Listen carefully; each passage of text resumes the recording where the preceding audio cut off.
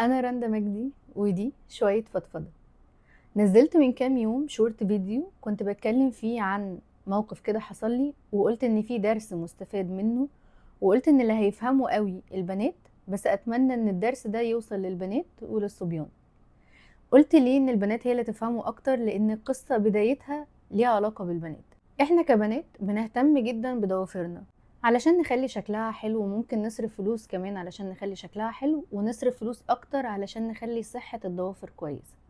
وبنزعل جدا ونتعكنن لو ضفر كده اتخبط من الجنب وابتدى يتكسر. في اللحظة دي احنا بنشوف ان احنا بذلنا مجهود كبير علشان نخلي شكلها حلو، وعشان نخلي صحتها كويسة، وصرفنا فلوس كمان. وفي كمان بنات بتبقى شايلة هم الشكل العام، ان الضوافر كلها طول واحد او شكل واحد وده شكله مختلف تماما، فبنضطر ان احنا نستمر في ان احنا نحافظ عليه واحنا عارفين ان هو مكسور. وبنبقى عارفين كويس جدا ان المرحله اللي احنا داخلين عليها الكام يوم اللي جايين احنا هنحافظ عليه، بس هيعكنن علينا وهيقرفنا جدا، وعارفين ان في الاخر هو هيتكسر، وفي الاخر احنا هنعيد تاني اللي احنا عملناه من الاول وجديد. بس ساعات بنقرر ان احنا نكمل في ان احنا نحافظ عليه علشان بس يبقى موجود، علشان احنا صعبان علينا المجهود اللي احنا عملناه، واحنا عارفين ان احنا نبذل مجهود اكتر بكتير من اللي احنا عملناه في الاول علشان يخلي شكله حلو. هنبذل مجهود ضعفه علشان بس نحافظ عليه وهو مكسور. كنت اقصد من القصة دي العلاقات، عشان كده قلت ان الموضوع ملوش علاقة قوي بالبنات بس، ليه علاقة بالبنات والصبيان. البني ادم ممكن يخش في علاقات مع ناس وهو عارف ان هي خسرانة، علاقات ما تشبهوش، علاقات ممكن تأذيه، علاقات ممكن تخسره حاجات كتير، ويبذل مجهود فيها كبير جدا بس علشان يحافظ عليها علشان تفضل موجودة. يعني بني ادمين ما يشبهوناش، بني ادمين بيخسرونا روحنا وشخصيتنا، بني ادمين ما بيدوناش حاجه كويسه ولا بيضيفوا لنا حاجه كويسه في حياتنا ولا في شخصيتنا. ممكن يرجعونا خطوات كتير ورا، ممكن يخلونا نسخه تانية بعيد تماما عن اللي احنا نعرفها عن نفسنا، وبسببهم ممكن نخسر علاقات، نخسر ناس، نخسر حاجات كبيره جدا في حياتنا.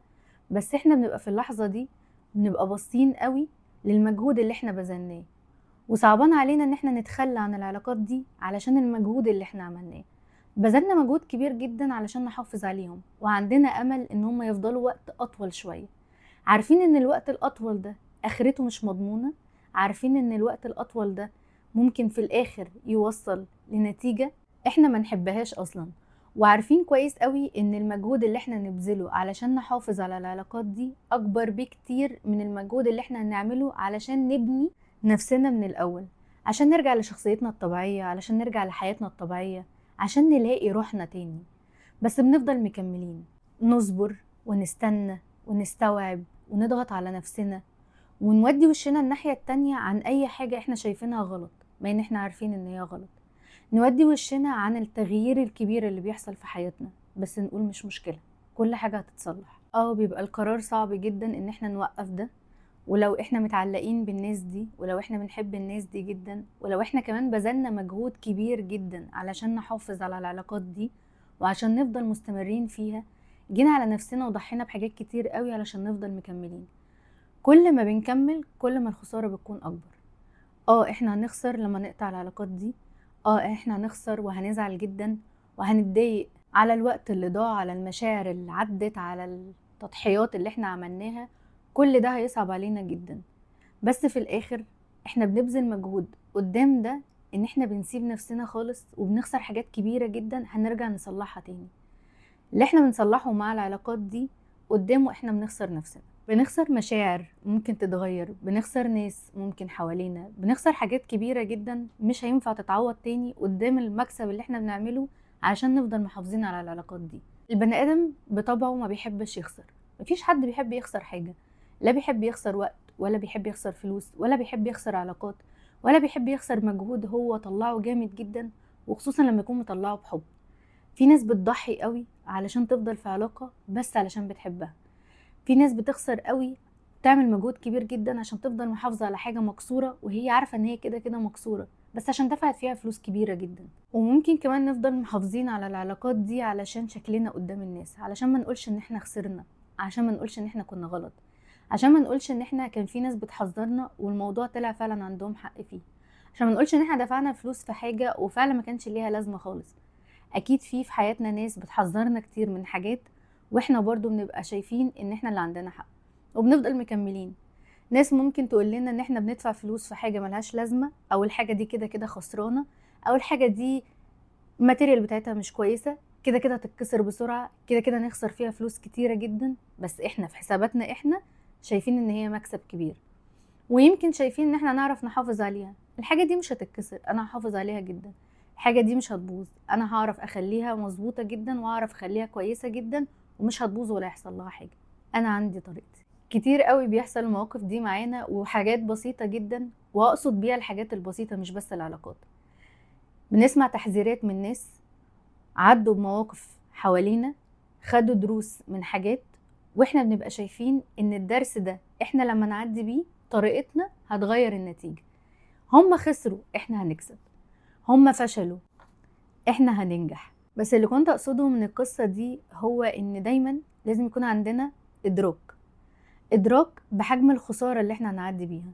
خسارة بسيطة يعني، ولو احنا خسرنا هنعرف نقول خلاص ما خسرناش كتير، ادينا استفدنا او اتبسطنا شوية، اشترينا الحاجة اللي كان نفسنا فيها، عملنا الحاجة اللي كان نفسنا فيها، او في الاخر انا عملت حاجة انا عايزاها. بس في ساعات الخسارة بتكون اكبر من المكسب.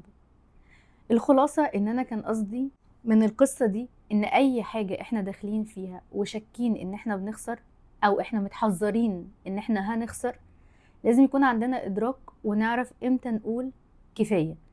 انا كده خسرت زيادة عن اللزوم، انا كده بحاول في حاجة هي كده كده مكسورة مش هتتصلح. معنى اصح لازم يكون عندنا ترمومتر كده، لما نبقى شايفين ان احنا بنخسر او بننزل جامد قوي في خسارة، او خلاص احنا دلوقتي جوه الخسارة، الحاجة اتكسرت، الحاجة احنا خسرناها، العلاقات دي مبوظانا، العلاقات دي مخسرانا حاجات كتير، بنقيس نشوف الخسارة قد المكسب. طب انا لو وقفت الخسارة دي هيبقى مكسب بالنسبة لي، ولا انا وانا مكملة هفضل اخسر اكتر واكتر؟ ولو فضلت مكملة هخسر ايه؟ ولو وقفت هكسب ايه؟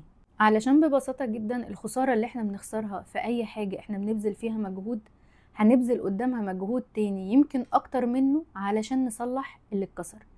يعني الفلوس اللي بندفعها في حاجة واحنا عارفين ان احنا خسرناها وقاعدين بنحافظ عليها جدا علشان احنا دفعنا فيها فلوس كتير، هندفع فيها فلوس اكتر طول ما احنا بنحاول نصرف عليها علشان تبقى كويسة.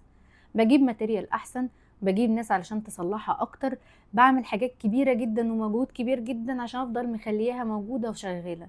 مع ان انا لو استغنيت عنها ودفعت الفلوس اللي انا هدفعها دي على مدى واسع وبعيد جدا علشان اجيب حاجة جديدة، هيبقى افيد لي كتير. العلاقات اللي هتخلينا نخسر روحنا وهتخلينا مش شبهنا، بنخسر حاجات كتير قوي علشان نفضل مكملين فيها ومحافظين عليها.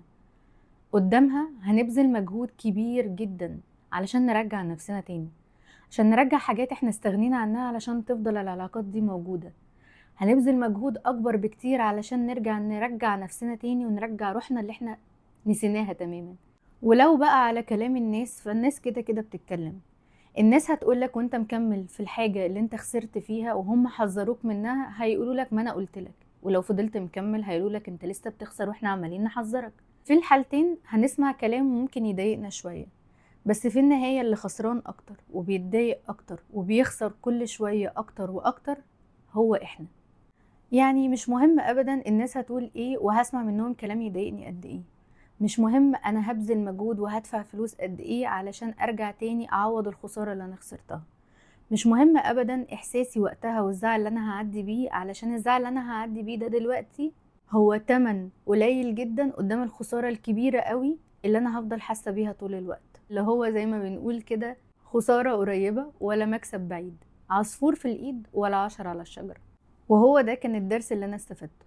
اتعلمت لما يكون في ضفر مكسور او ابتدى يتكسر وانا هبذل فيه مجهود كبير علشان افضل محافظة عليه علشان شكله بس، علشان صرفت كتير وخدت ادوية كتير علشان يبقى شكله كويس وعلشان يبقى قوي وما يتكسرش بسهولة، زعلت على كل المجهود اللي انا عملته. بس ده مش مبرر ابدا ان انا اعطل يومي وافضل بصاله طول الوقت ومركزة معاه في كل حركة انا بعملها علشان افضل محافظة عليه علشان يفضل شكله مكسور بس موجود. هبدأ من الاول وماله، هصرف عليه فلوس تاني وماله، هبذل مجهود اكبر تاني وماله، بس هعمله صح. هبتدي بداية تاني من الأول. إدراكنا كبني آدمين بحجم الخسارة والمكسب اللي في حياتنا والترمومتر اللي لازم نقيس بيه احنا كده بنخسر قوي، ولو ابتدينا من الأول هنخسر أكتر ولا هيبقى مكسب لينا أكتر، لازم يكون موجود في حياتنا. كل حاجة ليها ترمومتر، لا مكسب زيادة ولا خسارة كتير.